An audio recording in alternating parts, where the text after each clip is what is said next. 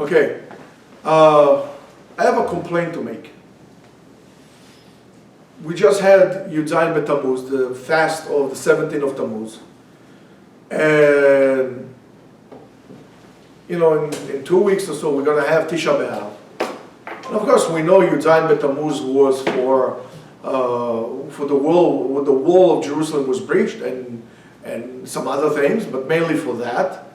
And Tisha B'Av for the destruction of the temple. Of course, we also know that we have Asara B'Tevet beforehand when the siege on Jerusalem started. I gotta tell you, what is this rabbis? They're gonna drive like crazy.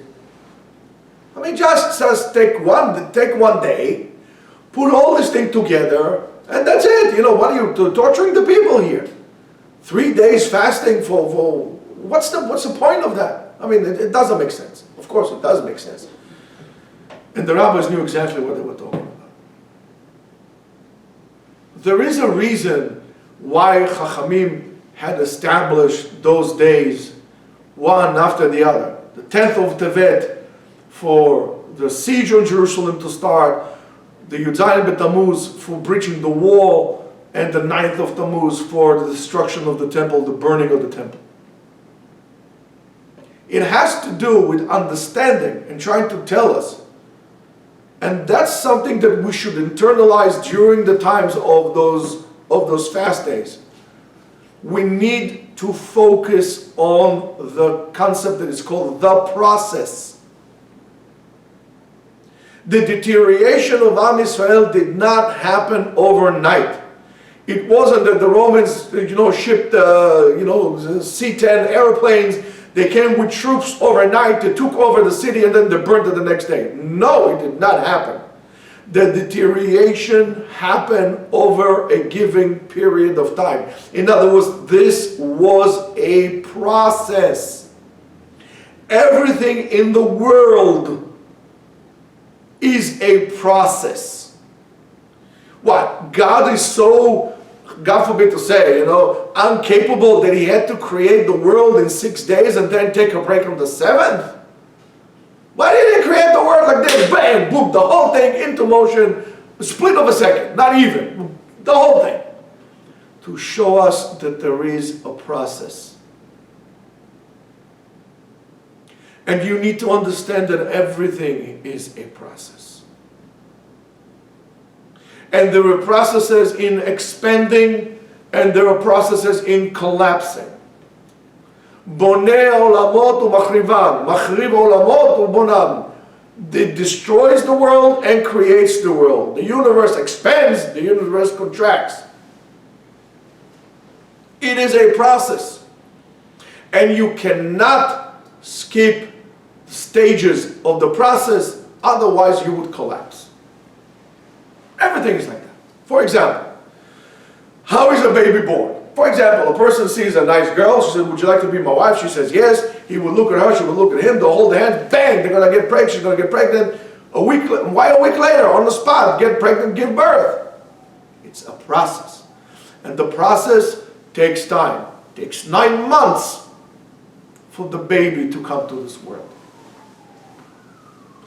If you tell your wife, let's say your wife is pregnant, you tell your wife, honey, why should we wait 9 months? It's already the past 5 months since you got pregnant. Let's take some medicine, do whatever it is you need to do.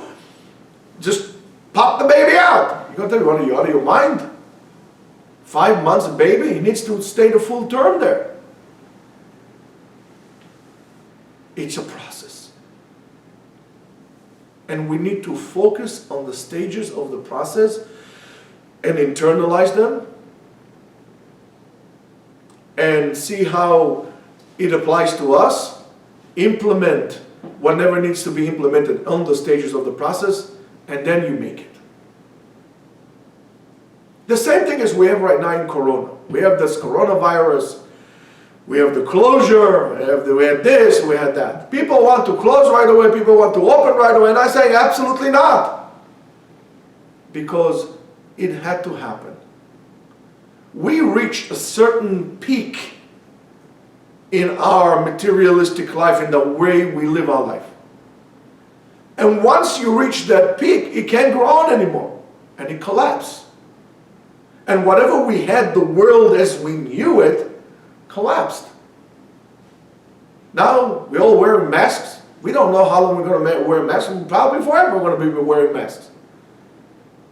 The world that we knew beforehand is gone and is gone forever. Therefore, all the efforts of everybody that tries to do whatever they can to bring the world back to what it was is absolutely stupidity. The world is not going to be the same. You are not the same. You change every day. The beautiful music that you're going to make out of your life, you know, at the time when they used to make vinyl records, there were grooves inside. Every day there's another groove inside that record of your life, that at the end of your life, when they play it, it will sound like a beautiful symphony, or like some kind of cacophonic, you know, music with you know, crazy you can't listen to. That's your music of your life. You can't go back to it. Things changed. Everything changed. We, in order to make it, need to adapt. Adaptability is the key to success. And adaptability depends on you understanding the process. If you don't understand the process, if you don't know where you stand, if you don't know who you are and what you are and where are you at, you're not going to be able to adapt. Since you're not going to be able to adapt, you're going to drop. You're going to not succeed. You're going to fail. Looking at this closure that we had due to the coronavirus and the situation that we are right now, not willing to adapt, it is a recipe for failure. What is HaKadosh Baruch Hu wants from us? We expand so much. We became so materialistic. We built big houses. Everything was about the money. Everything was, you know, we built big shuls, and it was all a mistake. For now, at the time wasn't, but now, because we reached the peak, and we need to adapt. For 4 months, we were home. 4 months. At the beginning, the first 2 months, I said to my wife, I feel like one eternal Shabbat. Like I didn't know when Shabbat is, because the only thing is that we were learning in Zoom. I didn't know when Shabbat was. Everybody was home all the time. No, but second, are you complaining? If you're complaining, you're not ready for Mashiach to come. Was it bad? No, it wasn't bad. Was it good? It was. It was what it was. Try to make the best out of it. Things are not good, they're not bad. It's just how you determine them. It was what it was. We tried to make the best out of it. HaKadosh Baruch Hu wanted us, He's signaling to us something. Rabotai, look into your families. You neglected your families for too long. Pay attention to your kids. You ignore your kids for too long. Your spouses for too long. Yourself for too long. So we had to close. HaKadosh Baruch Hu said to us, listen, I don't want you to daven to me in the shul. Because beforehand you complained to me that the guy next to you put too much deodorant, too little deodorant, too much perfume, no perfume, he smells bad. The guy talks, his telephone talks, it's hot, it's cold, it's hot. It's too long, that tefillah, it's too short for that tefillah. HaKadosh Baruch Hu says, hey, my dear son, no problem, no problem. I'm going to remove it all. I'm going to remove all the excuses that you had until now. No, you daven by yourself. You be the boss. You'll be the shaliach tzibur. You'll be the gabbai. You'll be the... And why are you complaining about now? Why aren't you davening to me the same way? Oh, we want to go back. Why do you want to go back so quickly to shuls? Is it because tefillah b'tzibur is so important to you? Or is it because you can't stay at home and you want to run out of home to go to shul? Well, I mean, when you come to shul, did you stop talking? Was it meaningful for you? It wasn't. You're just using an excuse. You're desperately looking to go back to what it was because you feel comfortable. That's exactly when you stop living and you start failing. I haven't gone to shul. And I found a place in my heart for tefillah that I knew existed, but It was hard for me to reach it before. Now it's very easy for me. I'm not embarrassed to say it. HaKadosh Baruch Hu says, okay, you want to go to shul, tishma, close your mouth. You're going to put a mask on yourself. In other words, there is a remez in that. Look at the remez that there is. HaKadosh Baruch Hu closing your mouth. He wants your tefillah to come from the inside. That you should pray from the inside. That the words that you speak would reflect back into your mouth and go back inside of you. Miyut, from inside. Not outside. HaKadosh Baruch Hu doesn't want your chazanut. He's not interested in that. Maybe you are. And all those big shuls that we build. I think to build shul altogether, I always said that is a mistake. But HaKadosh Baruch Hu says, look at this now. All your big shuls that you had, that you lost contact with reality. Why you build the shul to begin with? Because all of a sudden it became a stage to present yourself. It was about the money, about maintaining the shul. HaKadosh Baruch Hu said, you know what guys, no more. Minimum of 20 people in a minyan. Maximum 20 people in a minyan. That's it, no more. Maybe we should go back to shtibelachs and not big mausoleums that are now empty. We need to understand the process. Just as those fast days, the deterioration doesn't come. If you're able to identify the stages of the process, you become a very successful person. The same thing. The stock market goes up. Everybody thinks that the stock market is going to keep on going up forever. I'm going to tell you, no, it's not going to keep going up forever. They're going to fall down. And if you're able to identify it, when it's in a certain peak, you take all the money out. It might continue to go up more, but then when it drops, you're out. The same thing with the real estate market. Prices were going crazy. Now all of a sudden, people don't have jobs, people don't have money, mortgages are low, the prices will drop. Well, if you're smart, that's when you buy. And so is for everything else. It's the process. You can't skip it. So somebody said to me yesterday, well, maybe we are in Chevle Mashiach. I said to him, well, maybe we're not.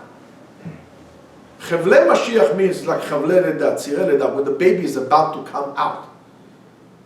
We don't know. The doctor doesn't know when the baby is going to come out. There's a certain due date. When the baby comes out beforehand, the baby comes out afterward. The baby comes out on its own time when it needs to come. After HaKadosh Baruch Hu tells the baby, yalla, time to go. Mashiach is not coming because we're going to haste it. We're going to make it come. The same thing is pregnancy. We need to make sure that the mother gets good nutrition, that the mother doesn't smoke, the mother doesn't drink, the mother doesn't get stressed. You know, she hears Vivaldi all day long. Akol Tov Yafeh. She needs Baroque music. I love Baroque music. It's very harmonious, right? Very nice. Okay. You get the drift. The baby mother should not get angry.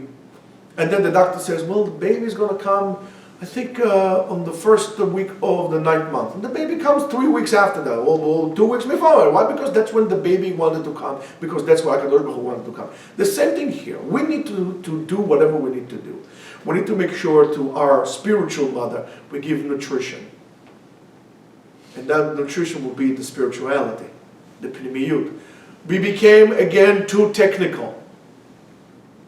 About this amount, that amount, this shita, that shita, rabotai, pnimiyut. Pnimiyut.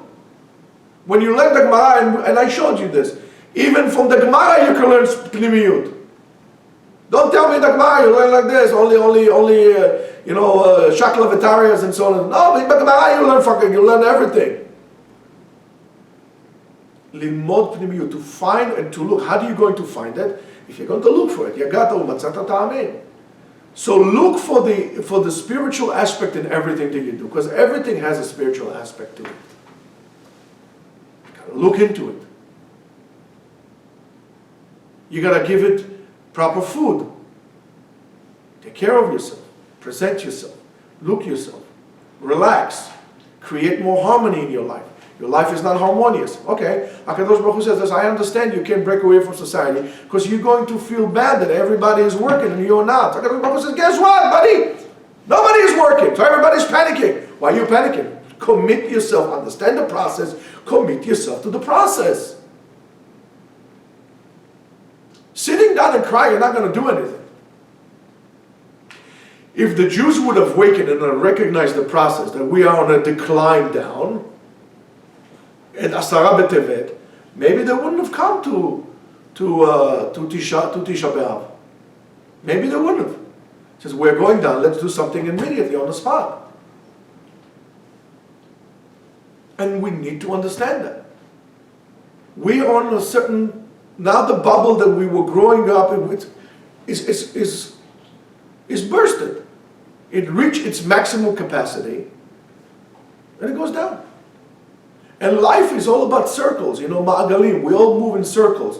One circle overlaps the other, one overlaps over the other. When one ends, the other one starts. And you know the process, it goes like this. The darkest point of the night is when the morning starts. When you reach all the way down, you can't go further down anymore. Now you're going to be all the way up. The way you breathe. Breathe out, breathe in. Breathe out, breathe in. Everything like that.